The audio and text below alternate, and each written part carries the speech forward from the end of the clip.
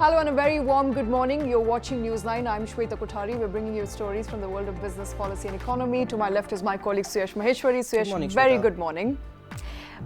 Sensex Nifty rising 2% in the last 1 week seem to be paring some of their gains this morning. Yes, Shweta. So Indian markets are under pressure. Both Sensex and Nifty opened in the red today. Now Nifty was down about was opened below 20,150 mark, whereas Sensex was down over 200 points in the morning trade. Now this is on the back of weakness in Asian markets. Also, US markets closed in the negative on Friday, and this was about the second straight week where the US markets have closed in the negative territory. So Indian markets aping that trend and seeing some weakness in the morning trade. Now apart from Nifty and Sensex, if you look at the broader markets, they were also mixed. The Nifty small cap index was trading with some gains of about 0.3% up in the morning trade, whereas mid cap index was down about 0.1% in the morning. Also India VIX, the volatility index, saw a spike of about 3.27% this morning. Now the index is still below the level of 12, which indicates that the volatility is still below the average volatility of the last 30 days. Now one of the reasons, Shweta, for the spike of the volatility today could be that FOMC is due to come out with the outcome of its September policy meet later this week. So which would give us some cues as to what the FOMC is thinking and what the the interest rate path is going to be like. Now the expectation is that perhaps maybe not this time, they won't raise interest rates this time around, but when November rolls around, if the inflation pressure continues to persist, they might consider raising rates in the November FOMC meet.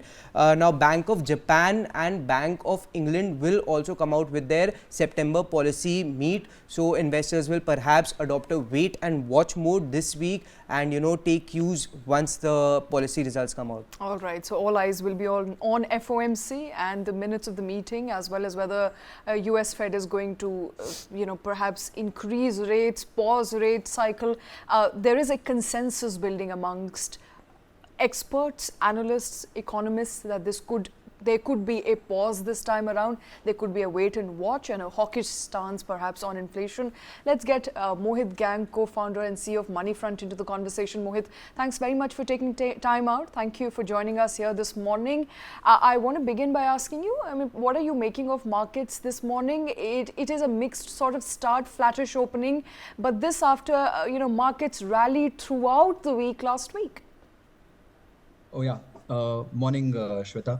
So look, I think one of the key indicators which I am tracking perhaps is the US 10-year yield, and that's shot past almost 4.4 levels, which is perhaps the highest in last 16 years, right? So I think the bond yields in US have been surging up, and that's perhaps indicating a rate hike in the US.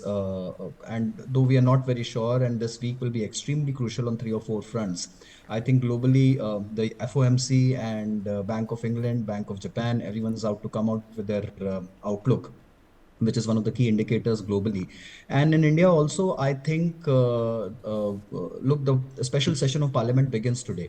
And I think the market is keeping one eye there in terms of what government announces. And it's an election year. Let's be mindful of that. So government can definitely come out with something which can have a repercussion on the market, perhaps a large ease or some kind of a reservation or something, right? So I think that those are few key factors which one has to watch out for. My sense is this is a wait and watch week. There'll be a lot of events which will unfold. Plus, this is also the start of a festive season in the country. So the consumption demand will be tracked very closely from here on. Right. And I think those are few indicators one need to watch. All right. Now, Mohit, we have been talking about foreign institutional investors not participating in the rally. Rather, they have been net sellers, up to this point in September. We saw a trend reversal in the last 2 trading sessions where they have perhaps, at least have started buying Indian equities once again. So, is the time ripe for them to return to the markets, or perhaps they'll, continue waiting at least till the, monetary policy, FOMC's decision comes out? Hi, Suyash. Look, I think FIs basically have been fairly unpredictable, right? I think the only predictable source of flows in the market has been the DII money, which has been consistent, constant, and perhaps kind of increasing month on month, right? So I would not pay so much of heed to the FI outflows. Yes, for last 1 or 2 months we've seen some outflows happening, but that's also more on the bank of US yields rising. And my sense is US policy action will be a key indicator to watch on the FI trend. But on the whole, I'm not too worried about this number right now. All right, and a whole host of, I think, news items that perhaps markets will be waiting and watching out for. One of the important key events, of course, is the special session of the Parliament, which convenes today for the next 5 days. We'll get you all the updates here on News9. But let's quickly also move on to some of the stocks we are tracking this morning. Yes, Shweta. So one of the stock of the day perhaps was Tata Steel. Now Tata Steel and the UK government have entered into one of the biggest deals in UK of the steel in the steel industry. Now Tata Steel and the UK government have announced an agreement to invest about $1.25 billion in the Port Tableau site, which will also include a grant of about 500 million pounds from the UK government. Now the project would bolster UK's steel security, and it will be the first major step towards a decarbonization of the UK steel industry. Shweta. All right, big news there coming in for Tata Steel, one of the largest investments that UK government will also make in Tata Steel perhaps? Yes, so 500 million or something they'll get for investment from the UK government. Also, if you see at the stock, how the stock has been performing, it was up about 1% in the morning trade. So the returns have moderated slightly. It opened at about 135 levels, which is also the 52-week high for the stock. In the last 1 month or so, Shweta, the stock has gained about 15%. In the last 6 months, it is up about 24.6%. So, Mohit, what's your outlook on the Tata Steel stock? The Tata Steel stock and perhaps the metal and steel pack, which also has been rallying which for has quite been a while rallying now. for a while. Absolutely, Mohit. Look, Shweta and Suyash, honestly, we're not too much into these kind of metal stocks because these are fairly cyclical, and the demand and outlook of all these metals is very difficult to track, and what factors drive them is also very difficult to track. But specifically on Tata Steel, honestly, I think the UK subsidiary of Tata Steel contributes almost around 14 to 15 odd percent on the overall revenue. So it's a fairly large piece for them, and they have been struggling on that piece. I don't recall Tata Steel's reporting a PAT except for 2 years in FY18 and FY22. My sense is, but they've always been a loss-making.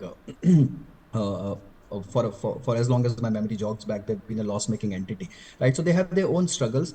I think in this particular case, it's a win-win for both the UK government and the company itself. UK government is kind of giving subsidies of almost 5 billion pounds, right? So which is a 5 million pounds, sorry, which is a huge amount, and 1.5 billion is what Tata Steel will be pumping in. It also is, I think, making them energy efficient in a long way, and it's kind of neutralizing the carbon print or something.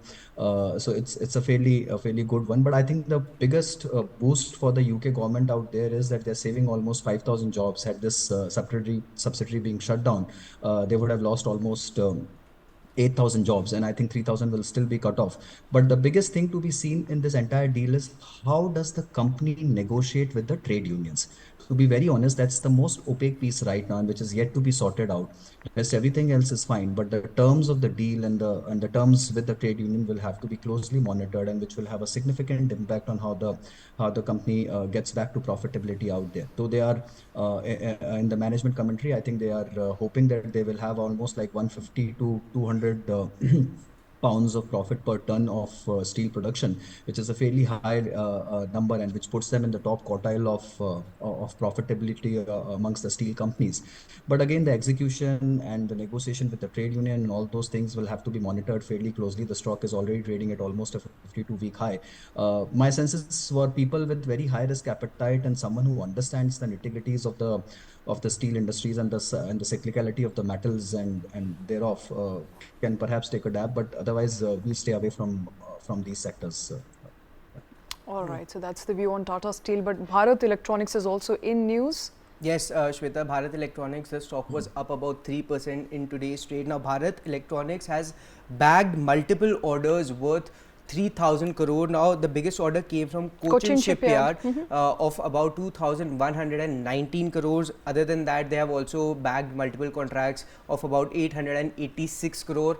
As a result, the stock has, seen some buying interest. It was up about 3.24% at 9:45 a.m. this morning. In fact, Bharat Electronics has been one of the stocks that has been rallying for the past 4 or 5 months, Shweta. It is up about 40% in that time period. So, again, Mohit, what's your outlook on the stock, especially given the fact that the stock has seen a significant run up in the recent months? Oh, absolutely. I think defense stocks have been on fire. In fact, the entire PSU pack has been on fire, and there's no holding them back. To be very honest, across the board, you track any defense stock, whether it's BEL, HAL, the shipyard companies, everything has been literally up 30, 40, 50% in last 6 odd months, right?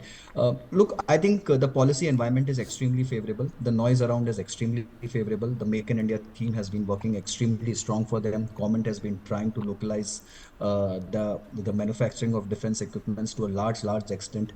The order books are extremely heavy. Just case in point being Bharat Electronics, where I think the next year order book is almost to the tune of 14,800 or 15,000 odd crores, which is massive with the kind of revenue numbers which they have been reporting year on year, right?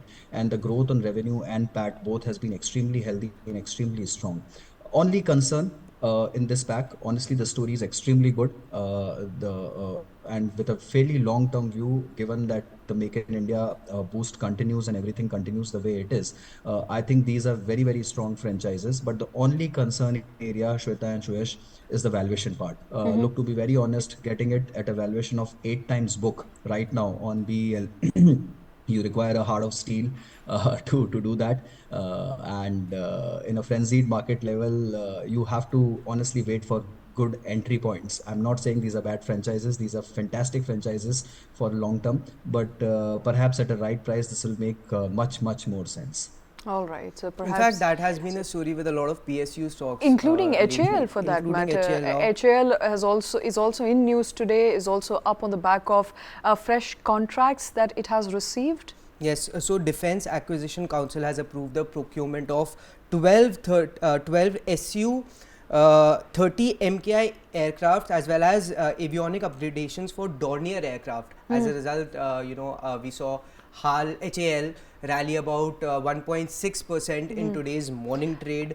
And going back to the PSU stocks and the defense stocks, Defense Shweta, in particular, I think it's a very important, interesting story that is unfolding in India. There is a lot of positive sentiment about Make in India, but also procuring and self-reliance as far as defense equipment is concerned. And perhaps that could be the reason why, Mohit, all of these stocks have rallied almost 30 to 40% in the last 1 year. and a lot of them have turned multi-baggers. So perhaps the fact that these orders coming in from the government will bolster their order book has already been priced in, or at least in the short term, can we see some more upside? Or what is your advice, Mohit, as far as defense stocks are concerned at this point in time?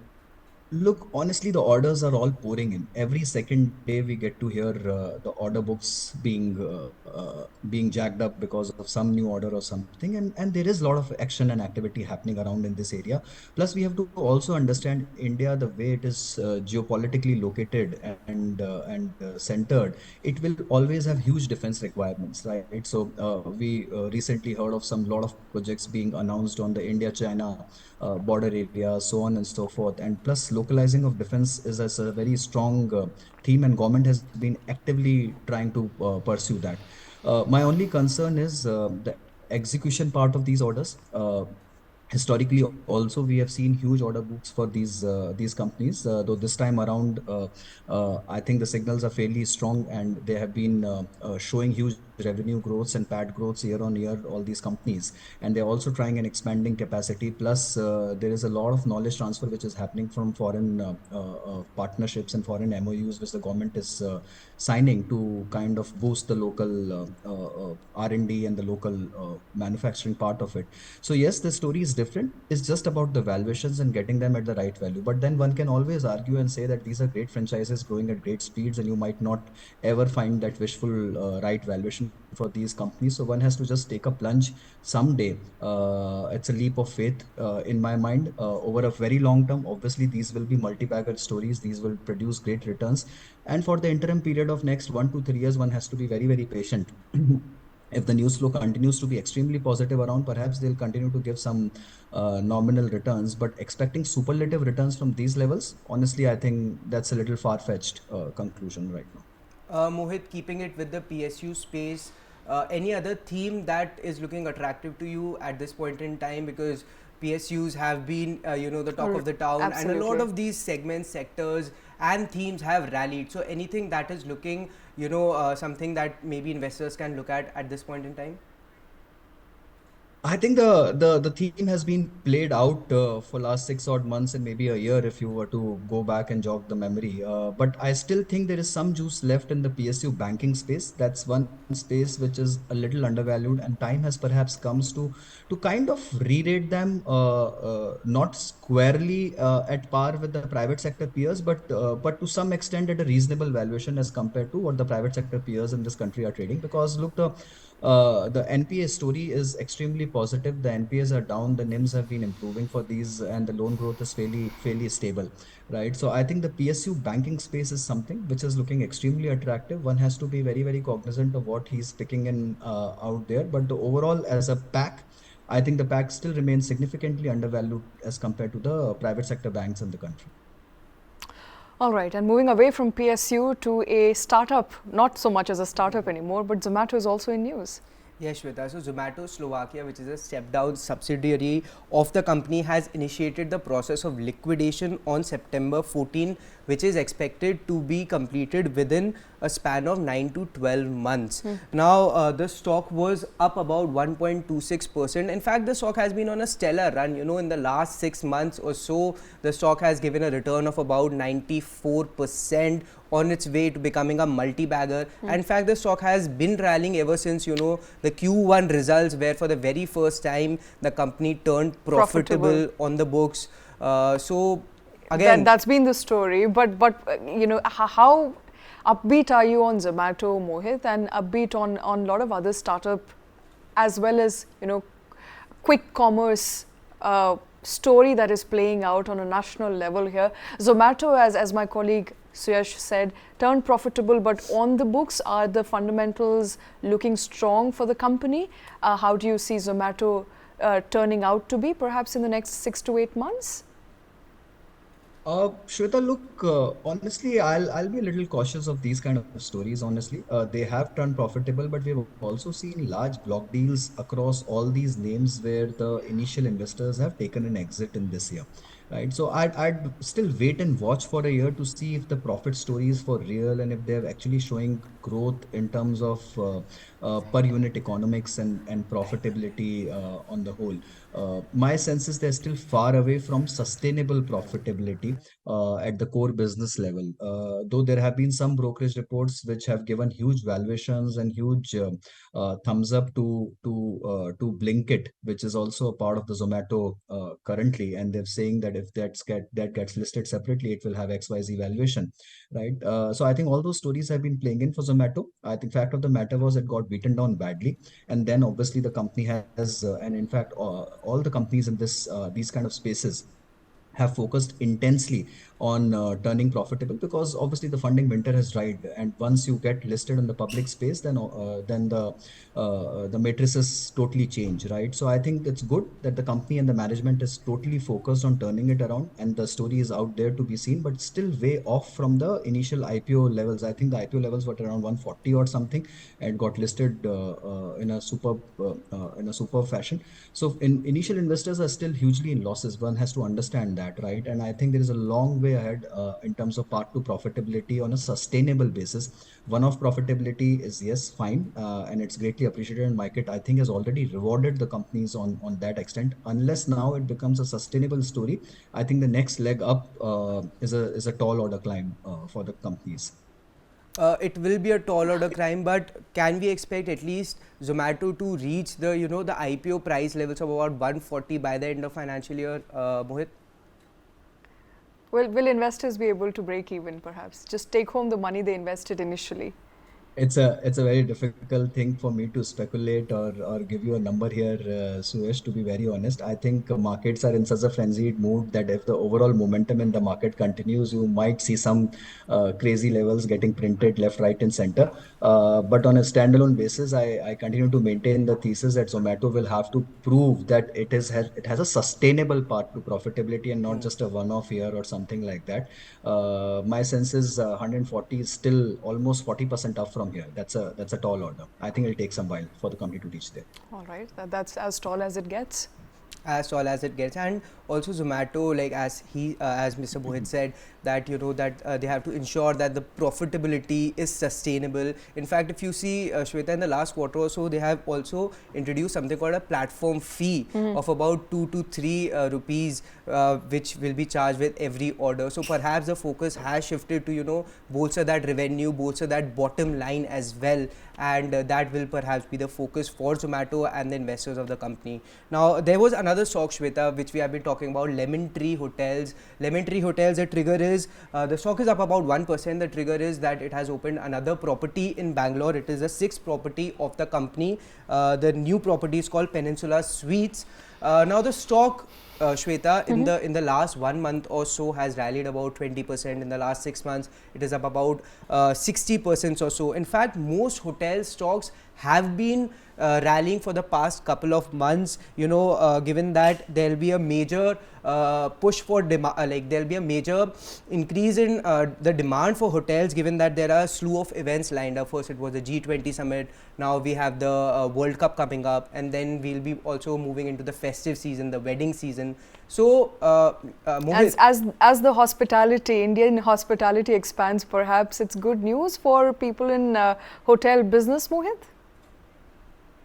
Oh, totally. I think you go and check out the rate of hotels in Ahmedabad in the month of October around that India-Pakistan match. It's crazy. You'll not find anything out there, right? Honestly, the airfares, the hotels, the airports, they're all clogged, and Indians are traveling left, right, and center.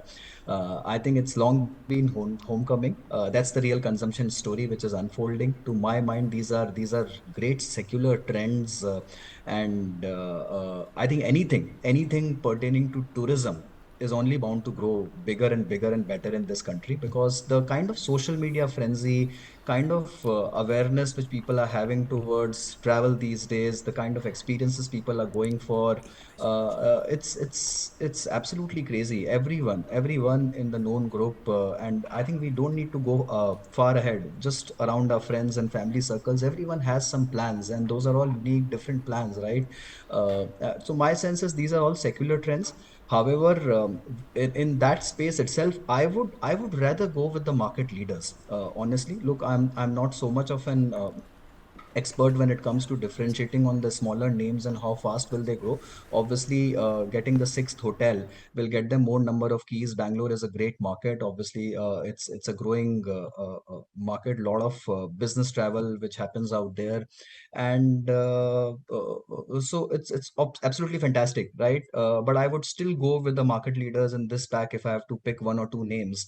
Those are the stories which, to my mind, are extremely sustainable, good long-term franchises, great names, great brands. People love traveling. It's like those dream hotels. Everyone would want to go and stay in a Taj or an Oberoi one day, and the names are all well known. Right, so those are aspirations, and which I think will continue to drive the Indians upward in terms of mobility. All right. So, the aspirational Indian story perhaps also likely to play up as far as hospitality and the hotel sector is concerned. We'll track all those details here. Mohit, thanks very much for joining in with your inputs this morning. We'll keep coming back to you. Suyash, thank you as well. thank you.